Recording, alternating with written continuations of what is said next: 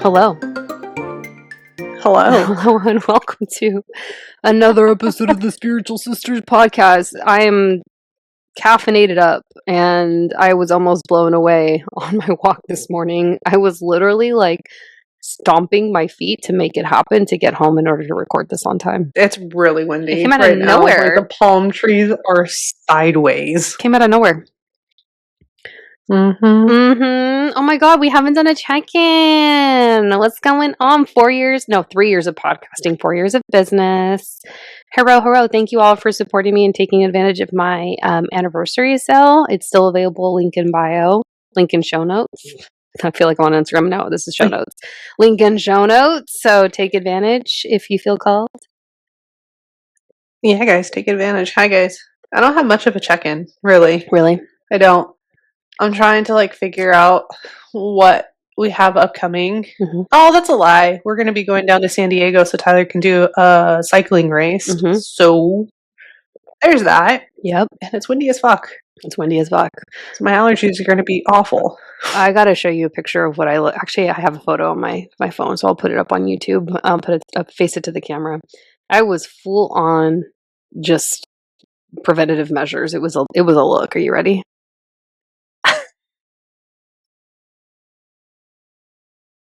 Is that a fucking sparkling face mask? It sure is. I got it out of Liz's bachelorette 4 years ago when we went to party in Scottsdale. We mid peak COVID times. It was a vibe. Man. All right, so I'm wearing my Roxy. Have you heard that brand in such a minute? I got that sweater in the 8th grade. It still fits because I'm that bitch. A pink sparkly face mask, Prada, sunglasses, prescription, and then my new sombrero. California Republic baby, because the other one died because I got so much shit about it. Every family member was like, I'm just going to buy you a new one because I got so sick of seeing my old one. My child even dissed you on it. He totally does. You guys, I walk around with a wide brim hat that basically farmers wear when they're picking fruits and stuff and veggies and all the things, and I have no shame. I have no shame about it. You really don't. She has that one, and then she also has a fisherman style hat where it's like a bucket, but it has a face attachment and it has a neck attachment. And I'm like, are we going fishing or are we going picking today, Gabs? Which one are we doing? Usually we're going picking, but sometimes we'll go fishing. It's a vibe. But yeah. So anyways, that was what I did this morning. But I do have an update. Guess what? What? I'm going to Greece. Oh yeah, guys, you want to know the fucked up thing about this? This was funny. This was good shit. So, quick little story before we go into what we're discussing today. This past, what was it, Tuesday? Yeah, Tuesday. Mm-hmm. I had to take in our new truck because we have some electrical thing that needs to be fixed. It's nothing major, just a dumb little thing that needs to be taken care of. So we took it to the dealership. And I had Gabby pick me up. We were in Westlake, so we were a little bit further away from, obviously, our hometown. And I asked her, I was like, hey, do you want to pick me up? And then we can go to La La Land and get coffee. And she's like, yeah, sure, of course. So we'll do that. So when we get to La La Land, after she picks me up, and I was like, hey, my treat, you picked me up. It's the least that I can do. This bitch, you guys. This bitch. She's like, no, I'll treat you because you're going to have to drop me off and pick me up at LAX when I go to Greece for this wedding. I said, the fuck? Excuse me? Do you please rewind that back and repeat what you just said? Mm-hmm. You laughed. I'm like, well, I did laugh because you guys, I'm the person who picks up and drops everybody off at the airport. Always has been me, always probably will be me. It is what it is at this point. So I don't take any offense to it, but I was just like, seriously? You drop this bomb on me and say, hey, here's your coffee. By the way, you have to drop me off at 3:30 in the morning at the airport. And she laughed. LAX of all places. She laughed and she's like, oh, you're going to give me another coffee, which I will. I totally will. Yeah. Throw me a bone here and give me a few more coffees for picking you up and taking you, please. Speaking of coffees, we were literally just talking as I slurp on one that I had to go literally to the town over. It's Ventura. I had to go over to Ventura because my mom brought it for me and they got my order wrong and they didn't get my coffee. So I was like, well, this is going to be a turn of events, right? But there's specific types of coffees that like taste good to me and don't, and we were just running through the list. So I feel like we should share that, and then we'll get into what we're talking about. Hands down, McDonald's coffee slaps. I don't care what anybody says. I think that's one that everyone can agree on. That's good. You can get any size coffee, iced or hot, for like $2. Well, in the fucked up world that we have, it's probably like $4 now. But still, it's still such a good price. And like the largest, like it's a fucking large. Like it's a heart attack large. Like if you drink it, you might have to go to the emergency room because you're going to get heart palpitations. Yeah. Yeah. Brianna likes coffee bean. I like coffee bean iced coffee. It is pretty good. There's this place in Ventura called Kage. Her husband doesn't like it. I do like it. He's like, it tastes burnt coffee. And I was like, oh, okay. Then there's one in town called Roble's, which we don't really care for. Brianna and I can agree on that. What other coffee? Noah's is too sweet, but the coffee beans are good. So I will say that. Here's the thing. I was definitely very fortunate for having Pacific Northwest coffee. By far, such good coffee. I don't care any of them, minus Starbucks, obviously, because Starbucks just tastes burnt to me. But P&W's coffee, so good. There's so many, and I try and stay away from like the franchise ones like Dutch Bros or Starbucks or things like that, and I go into the more mom and pop shop ones. There was a place called Javelations. Oh, so good. Like their coffee is so good. And I'm sad that they don't have that here, but you can always buy the beans. Whatever. We found like a kind of closely tied to that one. Which one would that be? Was that Kage? Kage maybe. No, I tried somebody else. I don't remember. McKenna's is good. It's not bad. I like more energy drinks there. It's super sweet. It reminds me of a California Dutch Bros. Oh, Dutch Bros. Yeah, that's too sweet. They're opening one here though. Flying Spoon was good. I would say Flying Spoon is probably close to Javelation. Yeah, we like Flying Spoon. It's like at our hometown coffee at the airport. It's super cute. My son loves going there so he can watch all the airplanes. He's like, you want to go to Flying Spoon? Just like that. He did it today. It was really cute. All right, Rhett. Are you ready to get into it? I love him. Oh, we love him. He's the cutest. Yeah, let's go. Okay. I'm driving. You're vibing, but you get to talk shit and confirm or deny. Are you ready? Ooh, okay. All right. We're talking about the shadow placements, the shadow side. So there's light and shadow, light and dark to everything of specific sun sign placements in astrology. Dun, dun, dun. You didn't know that until I just told you. So. No, I had no idea. I came in blank for this. So you're getting the raw version of me on the commentary. So basically, we're looking at the ego side, the dark side, the shadow side of sun placements, all 12. And maybe we'll do the moon and the rising as well, because that translates a little bit differently. But I think the ego also gets a bad rap because the ego isn't all bad. And there is such a thing as having a healthy ego. So healthy relationships, healthy self-esteem, healthy sense of self-worth. But when your self-esteem is damaged, the ego slinks to the shadow side per se. So think of your subconscious as part of like your ego side. And I'm always going to come back to this. You can never reach your full potential until you embrace your shadow, which is pretty much doing shadow work, doing the inner work, sitting with your feelings, your emotions, etc. And I always get the question, how do I do the ego work? Well, you can sign up for Emergence with me. And that's all it is. That's all we do. We go through that. So your solution is to do the work. But basically, if I had to describe it, it's awareness. And it's expanding your consciousness, and it's sitting with fear and how fear comes up for you. So thinking of all the ways in which fear comes up and tries to hook your energy, and we're going to break that down through the different sun signs. So I thought that was kind of fun. What do you think? Okay, let's see what you have to say. Okay, so the most important thing you can do in this lifetime is to have awareness of your shadow placement and your sun sign characteristics. So you can bring that into the light of your consciousness. And this is how you step into your full power. Like that is truly the definition of being in your power. And fun fact, the more light that you carry, the more shitty the shadow work is going to be. And it's going to be probably more challenging. And the more challenging your dark nights are going to be. So getting into it, in this context, consider your shadow to pull from the opposite of your sun sign. So, for example, if you're an Aries, you're going to pull from the shadow of the Libra. If you're a Taurus, you're going to pull from the shadow of a Scorpio, and vice versa too. Gemini, Sagittarius. Cancer is Capricorn, Leo, Aquarius, and then Virgo, Pisces. Make sense? Yep. Let me slurp on my coffee as I say this. Okay. So Aries, their shadow. And this, of course, you have to think of it as there's so much more that goes into a chart and one's chart. And you know that, Brianna, like just looking at how complex the wheels can look like, and it looks so different for every single person.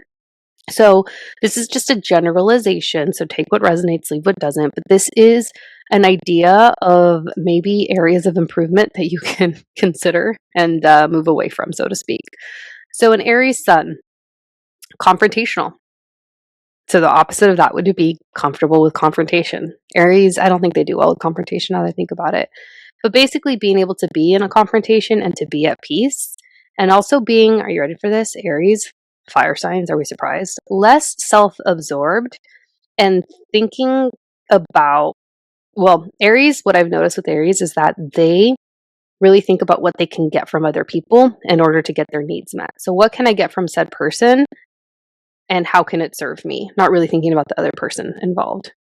Thoughts? I'm trying to think of Aries that I know. Yeah, I would say almost all fire signs don't like confrontation, or if they do, they like to fight. Mm-hmm. Mm-hmm. Like there's no if, ands, or buts, or in betweens. Like it's either you're fighting or you're just avoiding it. Mm-hmm. So, oh yeah, Aries. Well, it's the baby of the zodiac, so that makes a lot of sense. Okay. Taurus. All about life's pleasures and lifestyle. Taurus energy can be controlling and they can hoard. But one common thing that I've really noticed with Taurus is that, like, restraining or removing physical or like earth-based material goods doesn't necessarily help them. It doesn't serve them, but as a result, they kind of turn in like the opposite of that. When they do restrain or remove, is they become guilted and shamed, and usually the shame manifests in their body. Because one thing I've noticed about Taurus energy is that they have the most challenging time being in their physical bodies for whatever the reason. So they have shame and guilt around bodies, their own bodies, and food. Like they're never happy with their body? Yeah, and food's a big role in that. Like body dysmorphia, what's the other one? Eating disorders. That's what I've noticed of those who have Tauruses, is just like they tend to overdo it. Or not. It's one extreme or the other. And with Mm-hmm. I don't know many Tauruses now that I think about it, so I can't say that I've seen that. That's all I know. That and Virgo. I'm like, oh yeah, there's always like a sense of like some sense of discomfort with the body. Thoughts? You're like, I gotta think about this one. Okay.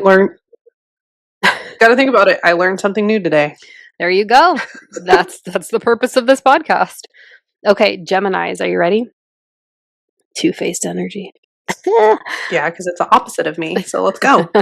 So Geminis learn and process through speaking. So Geminis, and this I think is also through like the moon, or if they're Virgos, just because they're also ruled by Mercury, but this applies more to definitely like the Gemini aspect of it. Sometimes they say things that they don't mean or don't even realize like what they're saying. And they say dumb shit that's not necessarily cynical, but it's almost like you realize what's coming out of your mouth as it's coming out, and you don't realize the weight of what you just said. And that's like the more unhealed side, like think of our president. But when healed Geminis do move through the world, more of them, like it's almost like everyone wants to be around them. They're the life of the party. They have like this childlike sense of fun. And I'm thinking about our uncle and the crazy shit that he says. Right? Yeah. Well, also, I'm the same way too. I don't think about what comes out of my mouth. It just comes out. Sorry, not sorry. If I'm going to hurt your feelings, my bad. I'm not thinking. It's just coming out. Do you realize what you say after? afterwards, and I'm like, ooh, Randy probably shouldn't have said that. But you know what? I'm not taking it back. It came out of my mouth. Obviously, I had it for a reason. Whatever. Oh my god. Okay. And then everyone's favorite. I can speak to this one well. Cancer energy. Cancers. The crybaby energy. Yeah, it's our emotions. Our emotions are our shadow. Like, we absorb everyone's emotions and we take them on and we make them our own. And it's also a mix of like melancholy and nostalgia, like the reflection and like holding on to things that don't serve us on an emotional level. Basically, we work really hard to avoid our emotions, and that's not what we're supposed to do. But really what it comes down to is like acceptance of it and then acceptance of ourselves. So I would say that's the shadow part of Cancer Suns for sure. Yeah. You guys hold grudges. Fuck, you take grudges to the grave. It's really bad. It's not healthy. So bad. It's so bad. Is it true, Brandon? Do you notice that of me? No.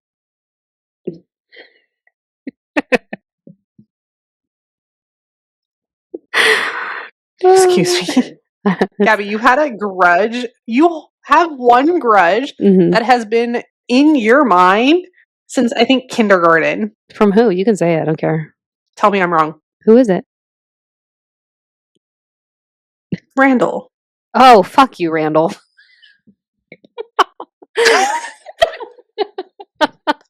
Yo, fuck off. You fucking made so much fun of me, and then your wife looks just like me, fool. She looks just like me. Just because he liked me. Couldn't you have just told me that instead of making fun of me? With your birthmark on your fucking elbow? Whatever. Fucker. Oh my god. It's pretty Guys, bad. I'm taking this out. My god. No, leave it in. I hope he hears it. I hope this gets back to him. Sometimes I see him driving around when I'm walking. Okay, you guys. Oh my gosh. Okay, go to the next one. Okay, Leo, attention whores. I mean hogs.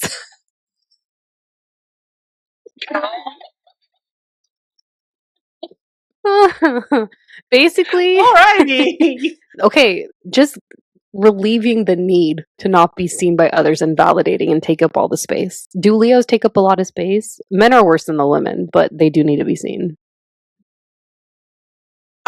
Yeah. I think so. No. Mm-hmm. You know what? I will say Leo women, though, they, like, when they go out and they dress up, they dress to the nines and they look good. And they know they look good. I will say. Our so mom's it's definitely image for them, and they're, like, making sure. You know, I agree with that. Also, both of our parents are Leo risings. So our mom and dad, our stepdad's, I don't know what he is actually for his rising, but he has a Pisces moon, Cancer sun, so he's super emotional. But I will say, mom and dad, when they dress up, they do dress up well. Right? Like, when they get dressed up, they look good. They look damn good for their age. Even beforehand, like, looking at pictures when they were younger, body tea. Te. Te. How do you say tea in Spanish? Is it te? I've had a lot of caffeine today. Okay. I don't know. Next one. Brianna, clearly. You can speak to this because you're Virgo. Virgo shadow is doubt. They're hella critical because they live in their heads and their inner critic is huge here. And it may be obvious, but avoiding and over-analyzing is a really big shadow part of their minds. And so self-acceptance is very huge here, much like it is for Cancer. And Cancers and Virgos, we go like this. Mm-hmm. Yeah, the self-acceptance. But here's the thing, like, self-acceptance for me, I will say, like, I definitely have that issue, but, like, acceptance from anybody else, get fucked. Like, I care less. So it contradicts itself. It literally does. That's your Sag, I'm though. my biggest critic. That's your Sag. I'm my biggest critic, but, like, if somebody else tries to critique me, I'm like, fuck you, dude. I could care less. Okay, you remember that thing you said about me holding a grudge? Your shadow's coming out right now, Brianna. That's your shadow side, okay? Stupid Randall. You feel called out, so you have to call out me? Stupid Randall. You and your ugly black truck that I see driving around town. I can't. Keep going. My gosh. Okay. You're going to get us flagged. I don't give a fuck. Okay. All right, Libras, indecisiveness, codependence, also blaming others rather than the self. So accountability with Libras is huge, and projection is also really fucking huge with Libras. Tell me I'm wrong. No, you're not wrong. I love my best friend, but that bitch can't make a decision for shit. She can't, huh? It's Libras. No. I love her. I know a few other Libras that are exactly like that, and I'm just like, wow, you guys can't make a decision. You gotta take the wheel for them. But they look so pretty. Like, Libras are so pretty. Stupid. Mm-hmm. Yeah, 100%. Do you remember that guy from New York? Socks? We call him Socks in the group chat. Yeah. Virgo, Libra, I forget his moon sign, but like, pretty. You know? Yeah. I have a best friend. Gorgeous. Love her. Girl eats down. Okay, Scorpios. What do you think about Scorpios, Brandon? You gotta tell me this is true. Possessive on all fronts, but especially to materialistic belongings and people. They love to hold on and they can't let go, and they hate being broke. And they need to adopt an easy come, easy go attitude, much like George Strait, who's our dad's favorite country singer. But also, happiness is a really important attitude for Scorpios, because Scorpios are just fucking miserable most of the time in their shadow, when they're in their shadow. Not always. The possessiveness. I just had a stroke there, guys. I can't talk. The possessiveness I can agree on, but also wanting the money, 100%. Mm-hmm. And then, yeah, like Scorpios are so strong, but they're also so weak, if that makes sense. Ooh, say more about the weakness. Like, they're so strong, like, they're so intense, but, like, they also, I don't know how to say it about them. Like, they don't, like, they value themselves, but they don't value themselves. Like, they project it, but, like, they have so many issues inside of them that they don't release. Like, they're insecure? So they don't value themselves. Does that make sense? Yeah. No, I wouldn't say, like, insecure. Maybe a little bit, but I don't know.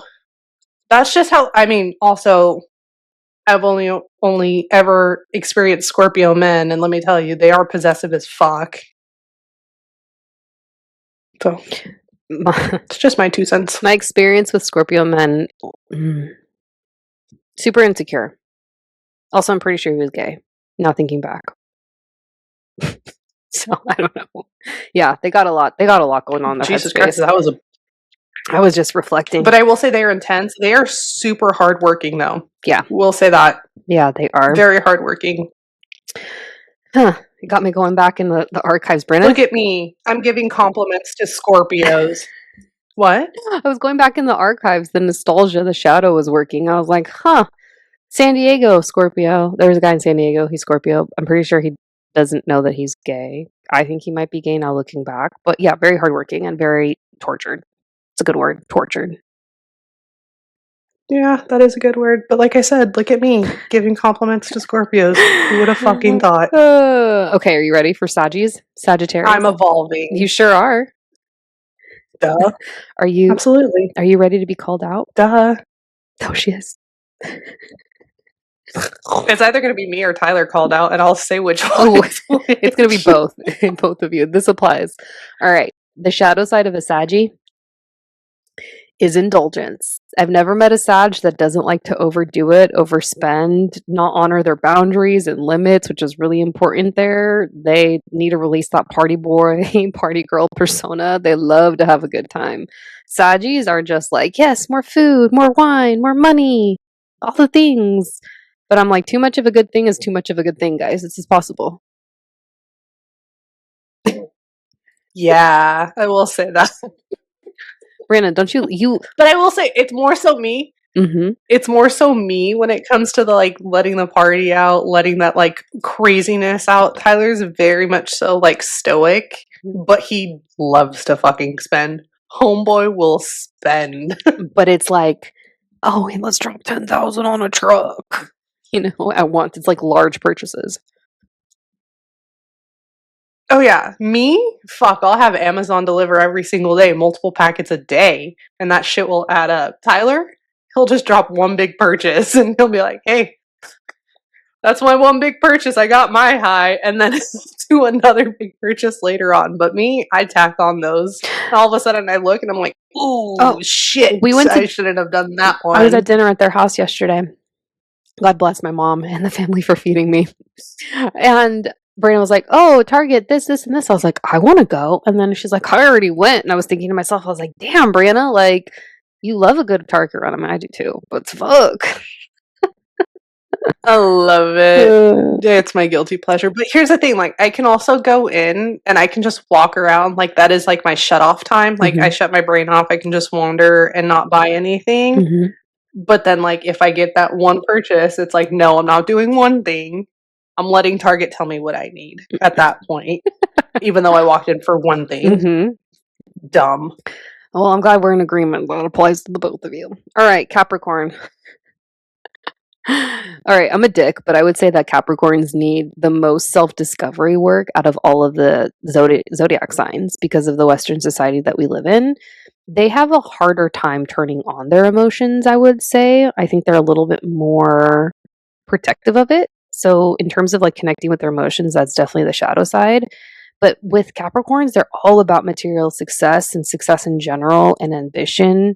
And lazy Capricorn men, I've actually never met a Capricorn woman that's lazy, now that I think about it. But lazy Capricorn men, which I have met, fucking worst.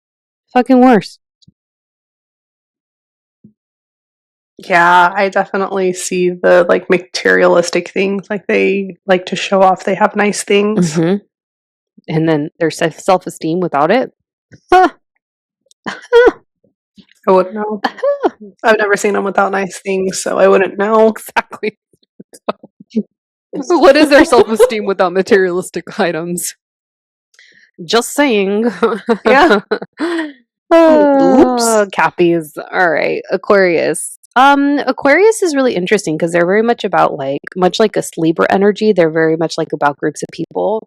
But relying on others and not being such a lone wolf is really important for Aquarian energy. So just remembering that like it sometimes there is success in numbers and recognizing that you can get more work done in collaborative environments rather than the self. But I can see why that would be the shadow for Aquarius because Aquarians are so different. They're like walking aliens in human forms, and so they probably don't feel like that they can have as many people or there are as many people that relate. I mean, just think of we referred to him as brother cousin on the podcast, and he's very much an Aquarius, and he's kind of a lone wolf. Yeah, I will say one of my girlfriends is too. She may listen to this podcast. She's very much so like a lone wolf, but homegirl holds it down. I give props to her fully. Is that the one you're hanging out with tomorrow?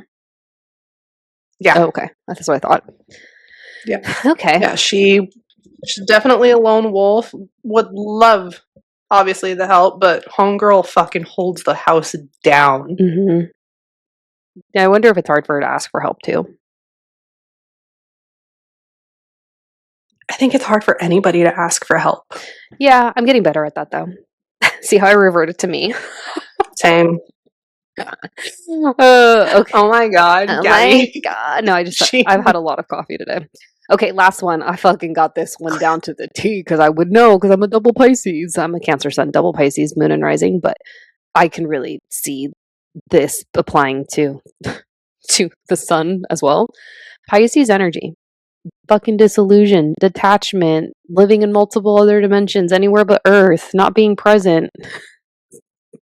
That's Pisces energy. And fun fact, Gemini and Virgo, which are both Mercury ruled, hate on Pisces the most. And I think it's because we do detach and we don't follow the logic and we read into the energy.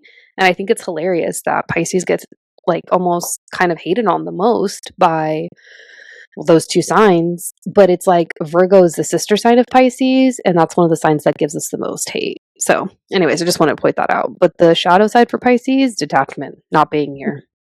La la la la la, running through a little field of so in Delulu land. The fucking Delulu land. The Lulu land. Just frolic. Julie Andrews style, okay? God.